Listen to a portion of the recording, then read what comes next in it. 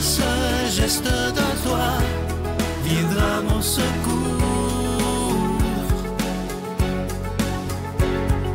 Viens semer dans mon âme le grain de l'amour.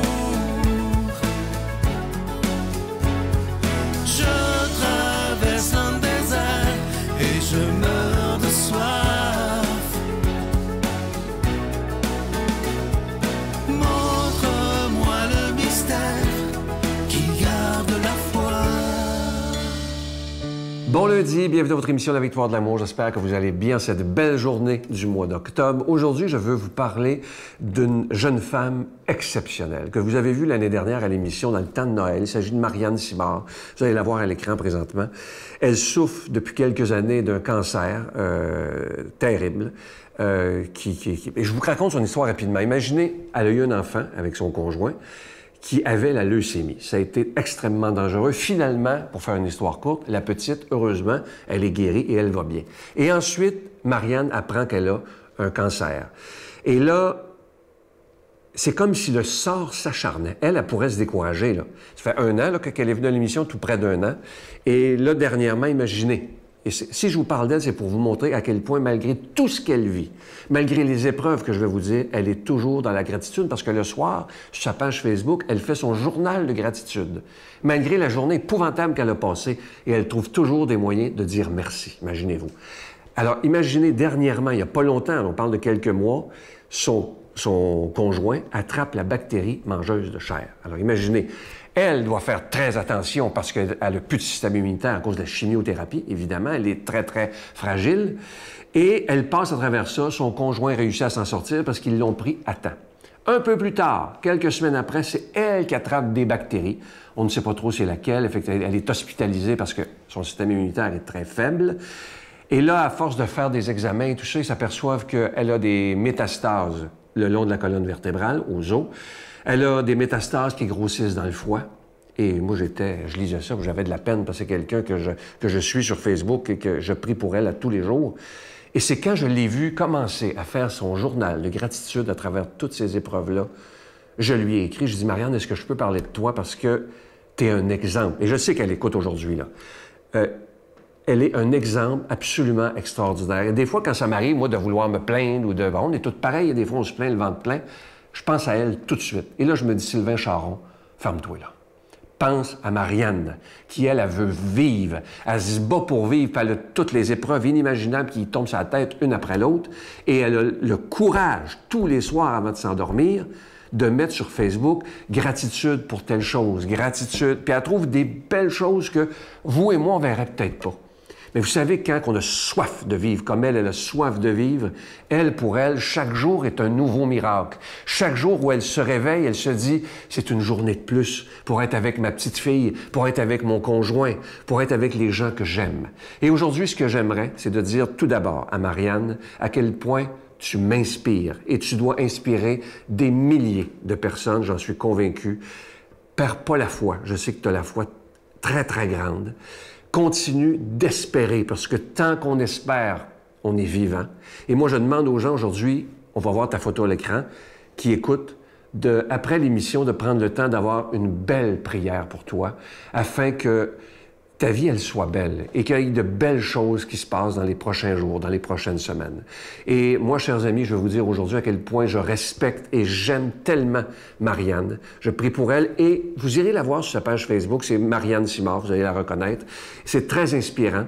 Et moi, je dois vous dire que des gens comme ça, qui vivent des épreuves, mais qui, malgré tout, réussissent à dire des merci, ça me jette par terre.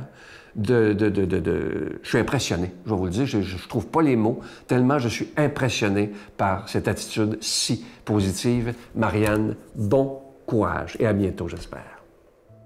Notre Père qui es aux cieux, que ton nom soit sanctifié, que ton règne vienne, que ta volonté soit faite sur la terre comme au ciel. Donne-nous aujourd'hui notre pain de ce jour. Pardonne-nous nos offenses, comme nous pardonnons aussi à ceux qui nous ont offensés.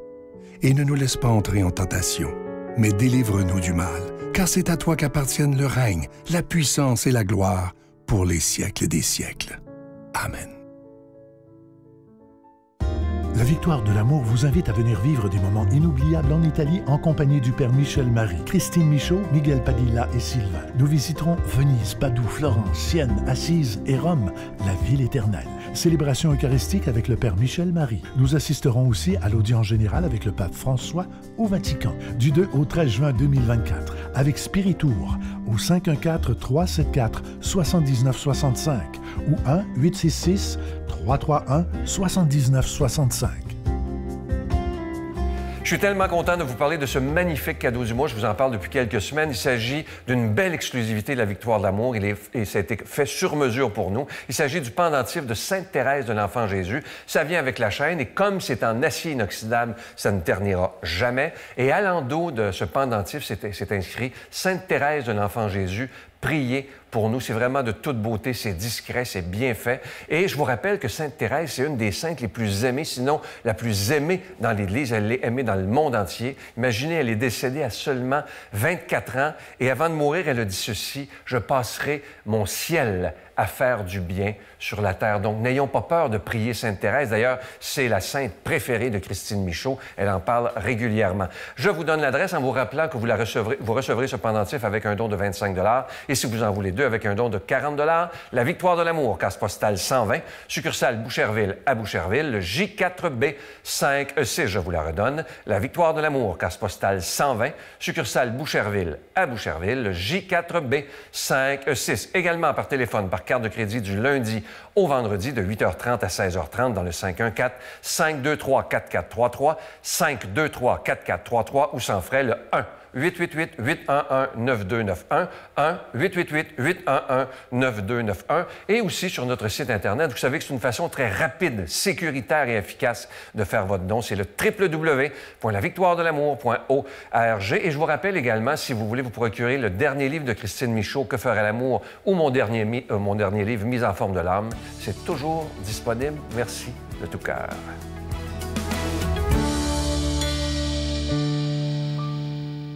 Mon Dieu, donnez-moi la sérénité d'accepter les choses que je ne peux changer, le courage de changer les choses que je peux et la sagesse d'en connaître la différence. Amen. Aujourd'hui, la parole de Dieu est proclamée par notre ami, l'abbé Donald Thompson.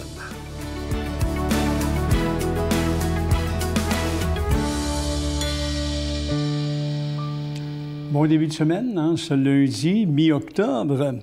Saint Matthieu, l'Évangile aujourd'hui, chapitre 25, versets 31 à 40. En ce temps-là, Jésus disait à ses disciples, « Quand le Fils de l'homme viendra dans sa gloire, et tous les anges avec lui, alors il siégera sur son trône de gloire. Toutes les nations seront rassemblées devant lui. Il séparera les hommes les uns des autres, comme le berger sépare les brebis des boucs. Il placera les brebis à sa droite et les boucs à gauche. Alors le roi dira à ceux qui seront à sa droite, « Venez les bénis de mon Père, recevez en héritage le royaume, préparé pour vous depuis la fondation du monde. Car j'avais faim, vous m'avez donné à manger, j'avais soif, vous m'avez donné à boire, j'étais un étranger, vous m'avez accueilli, j'étais nu, vous m'avez habillé, j'étais malade, vous m'avez visité, j'étais en prison, vous êtes venus jusqu'à moi. » Alors les justes lui répondront, « Seigneur, quand est-ce que nous t'avons vu? Tu avais donc faim, nous t'avons nourri? Tu avais soif, nous t'avons donné à boire? Tu étais un étranger, nous t'avons accueilli? Tu étais nu, nous t'avons habillé? Tu étais malade ou en prison? Quand sommes-nous venus jusqu'à toi? » Et le roi leur répondra, « Amen, je vous le dis, chaque fois que vous l'avez fait à l'un de ces plus petits de mes frères, c'est à moi que vous l'avez fait. » C'est pas par un pur hasard qu'on a cet évangile, mes amis, aujourd'hui, parce que c'est une fête d'une grande sainte, une Canadienne, une Québécoise, Sainte Marguerite Diouville. Et cet évangile va très bien avec le sens qu'elle a donné à sa vie. Je vous donne un petit aperçu de la vie de cette femme extraordinaire. Marie-Marguerite Dufros, de Lagemnerais, est née à Varennes, au Québec, le 15 octobre 1701, d'un gentilhomme breton venu au Canada en 1687. Sa mère, à Marguerite Diouville, fille d'un officier de Carignan qui sera gouverneur de Trois-Rivières, était la sœur de l'explorateur Pierre Gaultier de la Vérendrye. L'aînée de 6 enfants, Marguerite a 7 ans à la mort de son père. Imaginez. Sa famille connaît alors la misère et sa mère doit attendre 6 ans avant de recevoir la pension des veuves d'officiers. Grâce à l'influence de son arrière-grand-père Pierre Boucher, Marguerite va étudier 2 ans chez les Ursulines de Québec. Et à 12 ans, elle retourne dans sa famille pour aider à l'éducation de ses frères et sœurs. Et le 12 août 1722, elle épouse François Hugh de la Découverte, qui se révèle malheureusement un mari volage, égoïste et indifférent. Il fait le trafic des fourrures de l'alcool et François décède en 1730 après 8 ans de mariage, léguant à Marguerite, qui en est à sa 6e grossesse, des dettes et la charge de 2 enfants. En 1737, Marguerite loue une maison à Montréal où elle recueille les femmes nécessiteuses. Elle et 3 compagnes font des vœux secrets de religion. Pendant 7 ans, les 4 femmes sont huées, calomniées et persécutées. On suspecte Marguerite, imaginez, de poursuivre le trafic de l'alcool avec les Indiens, comme l'avait fait son mari avec la complicité des Sulpiciens. Imaginez. On l'accuse de boire, d'où le nom de Sœur Grise. Voyez-vous d'où vient le nom de la communauté des Sœurs Grises, hein? Et de se livrer, imaginez, à la prostitution. En 1747, Marguerite est chargée par les autorités de la colonie de l'administration de l'hôpital général des Frères Charron. Après la révocation de ce mandat en 1750, elle écrit en France pour aider sa cause et s'offre à payer les dettes de l'hôpital. Louis XV la confirme dans sa charge le 3 juin 1753 et l'autorise même à former une communauté religieuse qui sera approuvée par Monseigneur Pontbriand en 1755. Et pour subvenir aux besoins de l'hôpital, elle met à profit ses dons pour le commerce, les affaires. Elle multiplie les industries, travaux d'aiguilles, confection de vêtements, de pavillons de guerre, d'habits pour les Indiens, d'hosties, de bougies. Elle se livre au commerce, brasserie, tabac, chaux, pierres à bâtir, sable. L'hôpital accueille toutes les misères. Pauvres, épileptiques, lépreux, femmes picotées, prostituées, prêtres malades. Et pendant les guerres qui ont précédé et suivi la conquête de 1760, sa porte est ouverte aux prisonniers, aux malades et aux blessés français et anglais. Alors, à partir de 1754, Mère Diouville recueille les enfants trouvés, abandonnés. Et en 1765, l'hôpital général est dévasté par un incendie, mais 4 ans plus tard, la courageuse directrice reconstruit l'institution.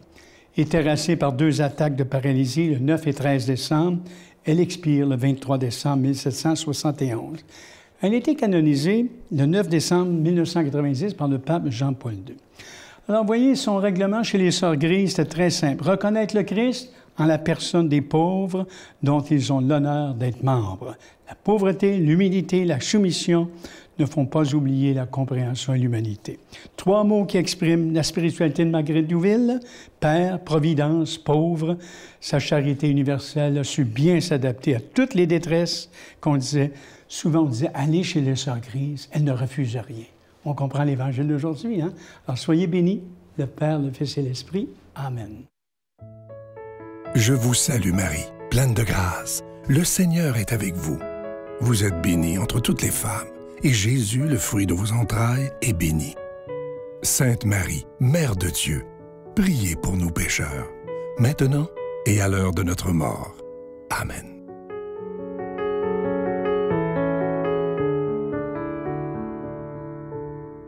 Il me reste que le temps de vous souhaiter une belle journée. Moi, je vous dis, après ce que je vous ai dit sur Marianne tantôt, prenons le temps de remercier Dieu de ce privilège d'être en vie, ce privilège d'être en santé, si nous le sommes. Ça, c'est tellement important parce que la santé, c'est tellement, tellement important. Et encore une fois, chère Marianne, sache que je prie pour toi.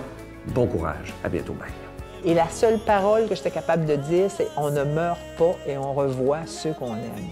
Et cette certitude-là ne m'a jamais lâché. Me voilà, tel que je suis, je viens.